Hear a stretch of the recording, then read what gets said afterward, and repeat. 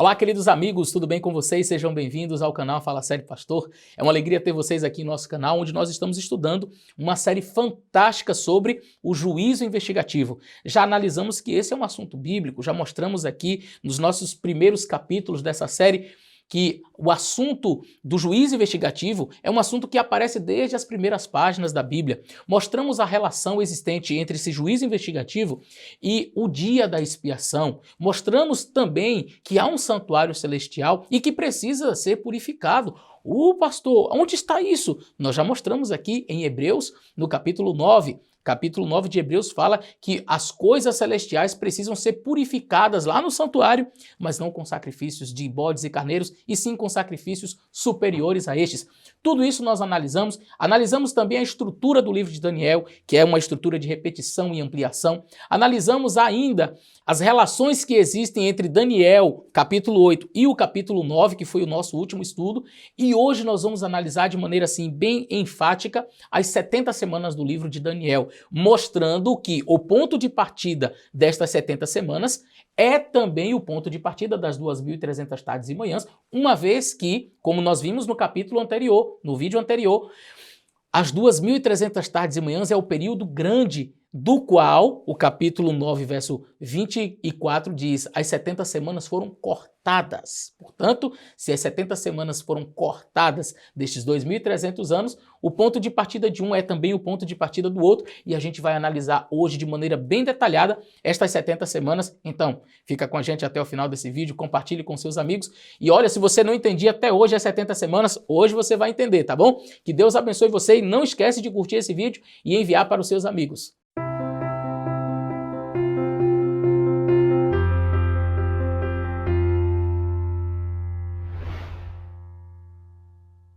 Muito bem, eu quero começar o nosso estudo de hoje lendo o texto de Ezequiel, capítulo 4. Vamos ler? Ezequiel, capítulo 4. Aqui está. Ezequiel, capítulo 4, versos 6 e 7 diz: E quando cumprires estes, tornar-te-ás a deitar sobre o teu lado direito e levarás a maldade da casa de Judá 40 dias. Um dia te dei para cada ano. Dirigirás, pois, o rosto para o cerco de Jerusalém, com o teu braço descoberto, e profetizarás contra ela. Então, a gente vai perceber aqui que dentro da profecia, um dia equivale a um ano. Nós temos em Daniel, capítulo 9, como eu mencionei logo na parte introdutória, 70 semanas, diz o anjo Gabriel para o profeta, 70 semanas, verso 24, estão cortadas. E nós analisamos isso no nosso vídeo anterior. Se você tem dúvida por que nós estamos usando o termo cortado e não determinado, isso foi explicado. O verbo ratar, na língua hebraica, quer dizer cortar e não determinar. Essa expressão ratar passa a significar decretar, determinar, isso 1000 anos depois de Daniel. Até então, o verbo nunca tinha sido usado com esta tradução. Então, 70 semanas foram cortadas. Bom, se foram cortadas, precisa ser de um período maior. Nós percebemos também no estudo anterior que o anjo volta para explicar a Daniel a visão, a parte da visão que ele não tinha entendido, que era justamente a parte das 2.300 tardes e manhãs. Então veja, o anjo diz aqui para Daniel 70 semanas. Bom, uma semana tem 7 dias. 70 semanas são 70 vezes 7, 490. 490 dias, acabamos de ler em Ezequiel, que um dia equivale a um ano, portanto, dentro da profecia, são 490 anos. E nós terminamos o estudo anterior falando que houve 3 decretos. Eu queria ler com vocês aqui no capítulo de Esdras, capítulo 6 e o verso 14, e diz assim: E os anciãos dos judeus iam edificando e prosperando pela profecia do profeta Ageu e Zacarias e Ido, e edificaram a casa e aperfeiçoaram conforme o mandato de Deus, do Deus de Israel, conforme o mandato do rei Ciro, olha o decreto do rei Ciro, e Dario e Artaxerxes, rei da Pérsia. Então nós percebemos que houve sim 3 decretos, sendo o primeiro deles promulgado por Dario, por Ciro, perdão. O segundo, e esse primeiro foi no ano 538, pelo rei Dario, e os anos antes de Cristo eles vão diminuindo, tá certo? Depois de Cristo vão aumentando, 2, 3, 5, 10, 20, 30, mas antes de Cristo vai diminuindo até zerar, até chegar em Cristo. Então, nós temos o ano 538, Ciro dando o decreto, no ano 519 nós temos o decreto de Dario, e no ano 457 nós temos então o decreto de Artaxerxes. Este é o decreto final. E nós entendemos que ele contempla a visão como um todo, porque fala não apenas do templo, mas também dos muros da cidade como um todo. Bom, nós temos então em Daniel, capítulo 9, a profecia que era para fazer Daniel entender sobre as 2.300 tardes e manhãs, mas acabou que Daniel não compreendeu. Porque veja, o que o anjo disse, 70 semanas foram cortadas sobre o teu povo e a tua santa cidade para extinguir a transgressão, dar fim aos pecados, expiar a iniquidade, trazer a justiça eterna, selar a visão e a profecia, ungir o santo dos santos. E aí ele diz no verso 25, sabe e entende, desde a saída da ordem para restaurar e edificar Jerusalém até o Messias o príncipe, 7 semanas e 62 semanas. Ora, 7 com 62 dá 69, tá faltando uma semana aí. O anjo pega a profecia que eram de 70 semanas e ele começa a fracionar para explicar eventos que aconteceriam dentro dessas 70 semanas, dentro desse período de 490 anos. E ele diz assim, sabe e entende, desde a saída da ordem para restaurar e edificar Jerusalém até o Messias, o príncipe, ou seja, até Jesus, desde a saída da ordem para restaurar e edificar Jerusalém, até Jesus Cristo, são 7 semanas e 62 semanas, portanto, 69 semanas. Até Jesus, até o Messias, o príncipe. 7 semanas e 62 semanas. As ruas e as tranqueiras se reedificarão, mas em tempos angustiosos. Depois das 62 semanas, ou seja, depois deste período, até Jesus Cristo, será tirado o Messias e não será mais, ou seja, Jesus será morto. Mas, ali no verso 27, diz assim, e ele, Jesus, o Messias, firmará um concerto com muitos por uma semana. Olha, nós tínhamos 69, agora chegou esta última semana que estava faltando. O Messias firmará o concerto com muitos por uma semana, mas na metade da semana fará cessar o sacrifício, ou seja, metade de 7, 3,5. E a gente vai analisar tudo isso detalhadamente. Na metade da semana fará cessar o sacrifício e a oferta de manjares, e sobre as asas da abominação virá o assolador. Então vamos aqui olhar para um gráfico. Este gráfico é o gráfico das 70 semanas. E o texto diz, 70 semanas estão determinadas sobre o teu povo. Como nós lemos, o texto do verso 25 diz, sabe e entende, desde a saída da ordem para restaurar e edificar Jerusalém até o Messias, o príncipe, 7 semanas e 62 semanas. As ruas e as tranqueiras se reedificarão, mas em tempos angustiosos. A forma do profeta escrever isso daqui, ele pega 69 e ele já diz o que vai acontecer no final das 69. Virá o Messias, o ungido, o príncipe. Ou seja, do ano 457, contando aí 69 semanas, que vai dar um total de 483, se 70 dá 490, tira 7, né? Aí você tem 483 anos, a gente vai ter a chegada do Messias, de Jesus Cristo, o príncipe, mas a palavra Mashiach quer dizer o ungido, o Messias. Em hebraico, é esse o significado. Então, Jesus seria ungido. O Messias, então, iniciaria o seu ministério. Muito bem. Isso é o total dos 69. Diz assim, sabe e entende, desde a saída da ordem para restaurar e edificar Jerusalém até o Messias, são 7 semanas e 62 semanas. Tá, então eu entendi que ao final das 69 viria o Messias. Mas por que fala 7 semanas e 62 semanas? Para que esses 7? O próprio verso vai dizer, as ruas e as tranqueiras se reedificarão, mas em tempos angustiosos. Então, essa reedificação tem que ver necessariamente com este período de 7. Então, quando você olha para o gráfico, 7 semanas compreende naturalmente 49 anos. Esse foi o tempo que levou para que os muros de Jerusalém, a reconstrução de Jerusalém acontecesse. Se você pega do ano 457 e você coloca 49 anos, você chega ao ano 408. Portanto, foi exatamente o ano em que houve a inauguração ali das muralhas de Jerusalém. A cidade foi reconstruída. Então, 7 semanas. Mas a profecia dizia 7 semanas e 62 semanas para a vinda do Messias. Eu já entendi o 7. Os 7 tem que ver com a reedificação das ruas, as tranqueiras se reedificarão, mas em tempos angustiosos. Se você ler Neemias, você vai perceber que Sambalate, Tobias queriam matar os líderes de Israel, não permitir que eles reconstruíssem, ficavam zombando, dizendo que, vocês vão reconstruir esse muro aí, uma raposa vai soprar e vai derrubar isso aí que vocês estão fazendo não vale nada. Daí a rixa dos judeus com os samaritanos, porque Sambalate, Tobias, essa turma eram samaritanos. Bom, voltando para o texto, 7 semanas a gente entendeu a reedificação dos muros e etc. E 62 semanas, aí é a vinda do Messias. Bom, ao final então das 69, os 7 mais 62 vai dar 69. Vamos olhar para o gráfico? Então, olhando aqui para o gráfico, nós temos mais 434 anos, que correspondem às 62 semanas, saindo ali do ano 408, você vai chegar ao ano 27 depois de Cristo, que foi exatamente o ano em que Jesus Cristo foi batizado. E olha como é precisa a profecia, porque quando você vai para Mateus, logo no início do livro de Mateus, você vai perceber que acontece algo muito interessante ali, Mateus capítulo 3, no batismo de Jesus. O batismo de Jesus acontece no capítulo 3 do livro de Mateus, e verso 16, sendo Jesus batizado, saiu logo da água, e eis que se abriram os céus, e viu o Espírito de Deus descendo como pomba sobre ele, e uma voz do céu que dizia, este é o meu filho amado em quem me comprazo. Jesus é ungido. O ministério de Jesus se inicia ali, com a unção do Espírito Santo, com a aprovação do Pai, dizendo, este é o meu filho amado em quem me comprazo. Jesus inicia o seu ministério aos 30 anos de idade, e isso acontece no ano 27. Pastor, mas por que no ano 27? Isso tem que ver com o calendário gregoriano. Jesus nasce no ano 3 a.C., se você for olhar para o calendário, Jesus nasce no ano 3 a.C.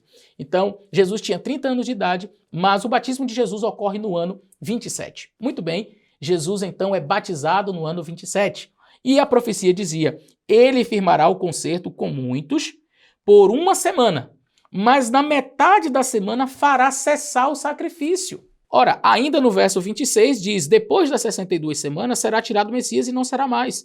E aí no verso 27 diz que ele firmaria o concerto com muitos por uma semana, mas na metade da semana faria cessar o sacrifício. Ou seja, seria tirado o Messias, ele faria cessar o sacrifício. E como isso se cumpre? De maneira muito clara, com a morte de Jesus. Aí está o gráfico, a morte de Jesus. Você tem a semana final que estava faltando das 70 semanas, e o texto diz, na metade da semana, portanto 3 anos e meio, ele faria cessar os sacrifícios. E como foi que isso aconteceu? Mateus capítulo 27, o verso 50, Mateus 27 e o verso 50 vai dizer o seguinte, Jesus clamando outra vez com grande voz entregou o Espírito, e eis que o véu do templo se rasgou de alto a baixo, tremeu a terra e fenderam-se as pedras. Olha só, aqui está dizendo claramente que os serviços do santuário terrestre agora não eram mais necessários. Ele fará cessar o sacrifício. Jesus, com a sua morte, ele encerra os sacrifícios terrestres. Eu não preciso matar cordeiro. Por que eu não preciso matar cordeiro? Porque o verdadeiro cordeiro está morrendo. Eu não preciso de um sacerdote na terra. Mas por quê? Porque o verdadeiro sacerdote já está para subir aos céus e iniciar o seu ministério sacerdotal. Então, ele fará o concerto com muitos por uma semana. Na metade da semana, e aí você faz os cálculos. Jesus começa no ano 27, o seu ministério. Ele é ungido. Até ungido, então, 69. Está faltando uma semana. Quanto tempo Jesus exerceu o seu ministério aqui na terra? Desde o seu batismo, foram 3 anos e meio. Olha como é impressionante a profecia. 3 anos e meio, Jesus exerce o seu ministério aqui na terra. E na metade da semana, né, dos 7, 3 anos e meio, ele faz cessar o sacrifício. Jesus Cristo é morto. E aí, então, nós temos ainda faltando mais 3 anos e meio. Ora, Jesus fez aliança por uma semana ali, mas está faltando. Cadê os outros 3 anos e meio? Jesus morreu, voltou aos céus. E o que acontece 3 anos e meio depois? Os 3 anos e meio depois nos leva ao ano 34. E no ano 34 algumas coisas acontecem. No ano 34, Estevão é apedrejado. Lembre-se, a profecia de Daniel capítulo 9, dizia: 70 semanas foram cortadas sobre o teu povo para fazer algumas coisas, para cessar a transgressão, para dar fim aos pecados, para expiar a iniquidade, trazer a justiça eterna, selar a visão. Nós entendemos que o povo de Israel não cumpriu exatamente o que a profecia dizia que eles deveriam fazer. E agora, o que acontece no ano 34? Voltando para o gráfico, como você pode observar, 3 anos e meio depois da morte de Jesus, ou seja, completando a última semana que estava faltando, Estevão é apedrejado no ano 34. Acabaram-se as 70 semanas. Então, quais são os episódios que marcam ali estas 70 semanas? O apedrejamento de Estevão. Os líderes judeus, então, matam aquele servo de Deus, apedrejado, dizendo: nós não queremos saber desse tal Jesus. Naquele mesmo ano, o evangelho passa a ser proclamado aos gentios. Paulo, que antes era Saulo, recebe cartas dos líderes religiosos para perseguir e matar cristãos, mas no caminho ele tem um encontro especial com Jesus Cristo. E a expansão do evangelho agora começa para todas as nações, e Paulo se dedica, por exemplo, quase que exclusivamente ao ministério com os gentios. 70 semanas. Explicamos para vocês, de maneira pormenorizada, estas 70 semanas. 7 semanas e 62 semanas, as 7 para a reconstrução das ruas e das tranqueiras, ou seja, 49 anos. E 62 semanas, ou seja, até o Messias, o príncipe, você vai juntar as duas, 7 semanas e 62, dá 69, vai chegar ao final desses 483 anos, ao ano 27. No ano 27 foi a unção de Jesus Cristo, a aprovação de Jesus Cristo para o início do seu ministério, que dura 3 anos e meio, justamente como dizia a profecia: na metade da semana fará cessar o sacrifício. Ele fez cessar o sacrifício com a sua morte. E os outros 3 anos e meio era ainda para a nação de Israel fazer aquilo que estava predito no capítulo 9, verso 24. Bom, terminou então as 70 semanas, você pode olhar novamente para o gráfico, está aí, as 70 semanas explicadas. Mas, o que foi que nós lemos mesmo no início do verso 24? 70 semanas foram cortadas. Se elas foram cortadas, foi de um período maior. Então, eu começo no ano 457 e, contando aí 490 anos, eu chego ao ano 34. Isto foi cortado, esses 490 anos, eles foram cortados dos 2.300. Volte para o gráfico e nós temos, se 70 semanas, começando em 457, chega até o ano 34, eu vou diminuir as 2.300 tardes e manhãs, ou seja, os 2.300 anos, de 490, e fazendo esta subtração, nós temos exatos 1.810 anos. Ora, se os 490 anos são cortados dos 2.300, eu pego 2.300, diminuo dos 490. E eu tenho uma sobra de 1.810. Em que ano eu estou? Eu saí do ano 457 e com as 70 semanas eu avancei até o ano 34. Agora ficou fácil. Eu vou ver quanto ainda está faltando. Eu tenho 1.810 anos ainda por vir. Esses 1.810 me levará inevitavelmente ao ano de 1844. A profecia de Hebreus, capítulo 9, dizia nos versos 23, de sorte que era necessário que as figuras das coisas que estão no céu assim se purificassem, mas as próprias coisas celestiais com sacrifícios melhores que estes, os sacrifícios de Cristo. Porque Cristo não entrou num santuário, verso 24, feito por mãos de homem, figura do verdadeiro, porém, no mesmo céu, santuário no céu, e que há uma necessidade de purificação. Os pecados que nós cometemos, para eles foi dada satisfação na cruz do Calvário. Agora Cristo, depois do seu sacrifício, encerrando os sacrifícios terrestres e os rituais do santuário terrestre, inaugura o santuário celestial e começa o seu trabalho sacerdotal, aplicando o sacrifício feito na cruz do Calvário lá no céu. Você pede perdão, Cristo pode te perdoar. Por que ele pode te perdoar? Porque ele morreu na cruz. E com o sangue dele derramado na cruz, você pode obter o perdão dos seus pecados. Agora, olhando para a sombra, que era o ritual da expiação, no Yom Kippur, no dia da expiação, nós tínhamos a morte do do bode, mas nós temos também a passagem do sumo sacerdote naquele dia específico do lugar santo para o lugar santíssimo. E a profecia de Daniel, bom, vamos lá, vamos devagar. Hebreus diz que precisa haver uma purificação do santuário celestial. A profecia de Daniel dizia claramente que depois de 2.300 anos o santuário seria purificado. Nós percebemos no estudo de hoje que o ponto de partida para nós sabermos quando começaria esses 2.300 é naturalmente o ponto de partida das 70 semanas, os 490 anos, isso começando no ano 457, nos leva até o ano 34, sobrando ainda 1.810 anos, e aí então chegamos ao ano de 1844. A profecia do anjo dada a Daniel no capítulo 9 dizia: Daniel, eu vim fazer você entender sobre essa questão da maré, ou seja, da tarde e da manhã. Lembra do nosso estudo anterior? Nos vínculos que nós entendemos que existem entre o capítulo 8 e o capítulo 9, o anjo disse: olha, Daniel, a parte da tarde e da manhã eu vim fazer você entender agora. E aí o anjo começa a dar explicação e ele apresenta as 70 semanas. Então, nós entendemos que essas 70 semanas que são cortadas desse período maior começa no 457 com o decreto de Artaxerxes e vai até o ano 34. Sobrando 1.810 anos, chegamos ao ano de 1844. E o santuário deveria ser purificado, mas não tem mais santuário aqui na Terra. Se não tem santuário aqui na Terra, logicamente, Hebreus faz todo sentido. Há uma necessidade de uma purificação do santuário celestial. Então Jesus Cristo, cumprindo agora a realidade, não mais a sombra, entra no lugar santíssimo e começa um processo que é chamado de juízo investigativo. E era exatamente o que o sumo sacerdote fazia aqui na terra. Olha a sombra e a realidade. O sumo sacerdote entrava no dia da expiação, no lugar santíssimo. E como ficava o povo do lado de fora? Pedindo perdão a Deus pelos seus pecados, confessando os seus pecados, analisando e dizendo: Senhor, por favor, perdoe os pecados. E aí, então, quando o sumo sacerdote saía, havia festa. Muito bem.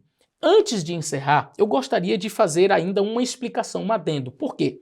Alguém poderia simplesmente pegar a calculadora e fazer o seguinte cálculo. Bom, se nós temos o ano 457, eu vou pegar os 2.300, vou diminuir desse ano 457 e eu vou chegar a 1843. Pastor, o senhor falou que é 1844, e agora? Se eu faço o cálculo aqui, eu chego a 1843, não 1844. Tá errado esse negócio aí. É bem simples de entender. Uma coisa que as pessoas confundem é quantidade de tempo versus data. Um exemplo. Digamos que eu faça aniversário em dezembro, ok? Vamos supor que eu faça aniversário em dezembro desse ano. Se eu faço aniversário em dezembro desse ano, e eu digo para vocês, olha, eu tenho 36 anos. Ah, em que ano você nasceu? Eu nasci em 1986. Então você vai pegar a calculadora e vai diminuir 2023 menos 1986. 37. Não, você tem que ter 37. Mas eu não tenho 37. Não, tem sim, porque eu fiz o cálculo aqui, eu diminuí. Você disse que nasceu em 1986. Se estamos em 2023, você tem que ter 37 anos. Mas por que eu não tenho 37 anos? Porque a data do meu aniversário é quando? Em dezembro. A única confusão que algumas pessoas fazem é diminuir a data inicial com o número de anos corridos.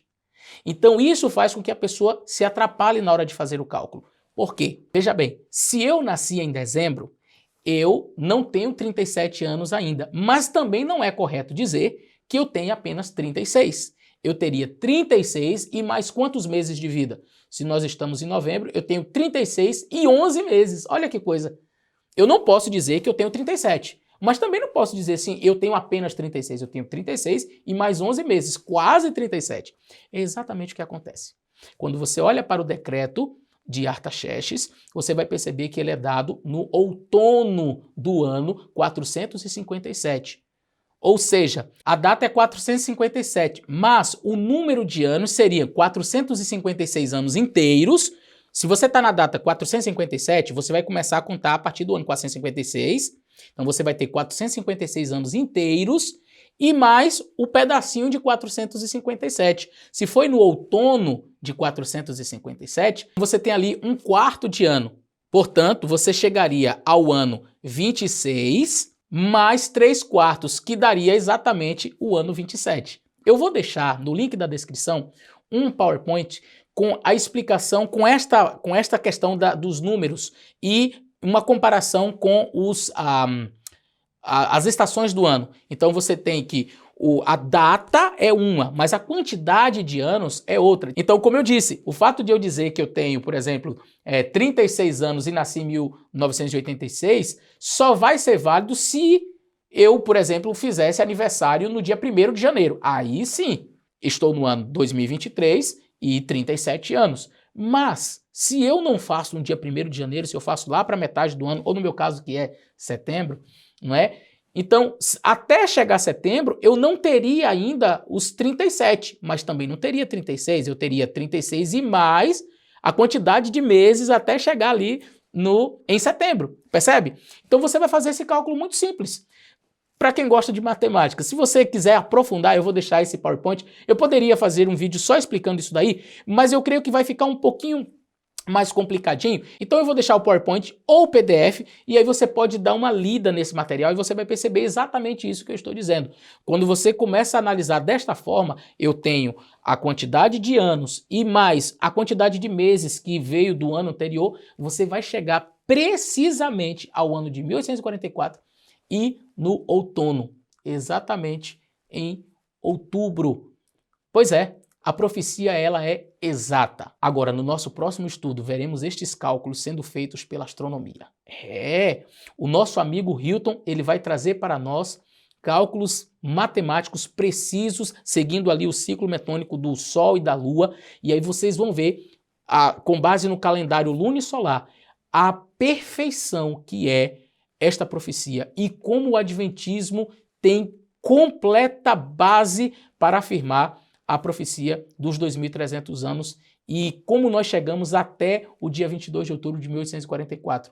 Por isso, o material que foi escrito pelo tio do Hilton, o irmão Juarez, esse material até hoje não recebeu refutação e não receberá. Sabe por quê? Porque não tem como você refutar a matemática.